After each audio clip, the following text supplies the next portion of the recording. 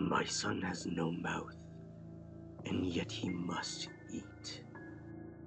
Written by Lucas Horley, author of the novel My Eyes. His mother died giving birth to him, and I couldn't forgive him for it. If that makes me something rotten, then so be it. I wept dryly by her dying side, stunned as the doctors and nurses chided me out of my seat so as to attend to the paperwork for the mutant responsible for the death of the bloated woman lying in the plastic hospital bed in front of me. The doctors ushered her body away and brought me to the boy with ropey, tumorous skin covering his mouth. They assured me that a procedure to remove the fleshy patch keeping his mouth shut could be exercised.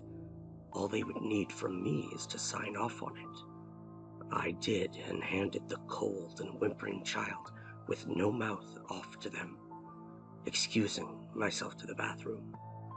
The primary physician seemed to regard me with some understanding pity, but how could he? I stood in the bathroom, stomping my rubber soles against the solid tiles beneath my feet. The man looking back at me from the mirror seemed to be much smaller than I remembered. I'd been so red and boisterous and ready for the family life. Now the man there slumped his shoulders, and his hair seemed to be greasy and gray. His eyes, that of a stabbed bull in the arena, looking up and accepting death, terrified and darting. I briefly wondered what it would be like to kill myself. I could buy a gun, go home, and just paint the walls. This conclusion was wholly unreasonable. I know. This would leave the boy alone in the world. Though, more importantly, everyone would regard me as a poor parent. So I was stuck. Adoption? Perhaps. Call it a grief-induced confusion if you want, but I prefer to call it being taken away on a wave of extremes. High tide, low tide, moving quickly between the proposition of acting as a good newly single father and being the bastard that ducks out when needed most. I was deeply sad. That is my only defense, and that sucks. After washing my face in the deep bowl of the hospital bathroom, I wandered back down the lime green hallway to press my face against the window of the nursery where my son lay. He rolled back and forth, twisting his small and inconsequential limbs in all directions, with his eyes wide open in terror, nostrils flaring. He wished to belt out a scream like any other baby might, and yet he refused even that. The muffles came from him small. They cut him a new mouth, and as he healed, it was almost easy to ignore the jagged look of his lips. The doctors assured me that they would heal nicely with time, and that I would hardly be able to even notice they'd ever been sealed shut. I took my son home, and within a week, I buried my wife. The funeral was brief and small. The baby did manage to cry out with its newfound mouth on that day. So did I. I'd cry into my pillow as the small boy lay on the bed next to me. He would look up at me with curious blue milky eyes, and the world would fall away for a little while. Time went by. Weeks.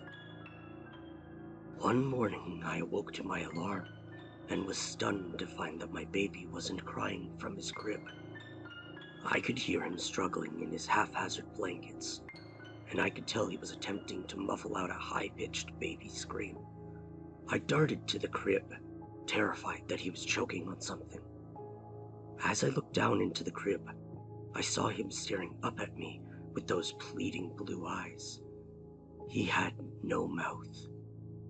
It had sealed itself over again. His nostrils flared hysterically, and his soft feet kicked out below his twisting torso. I panicked. I took my child up in my arms and rushed him to the kitchen, phone in hand, ready to dial 911.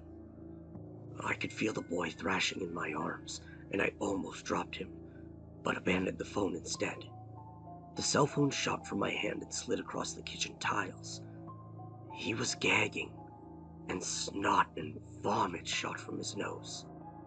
The image of me holding the limp form of my dead baby in my outstretched hands shot through my mind, and I decided that was not going to happen.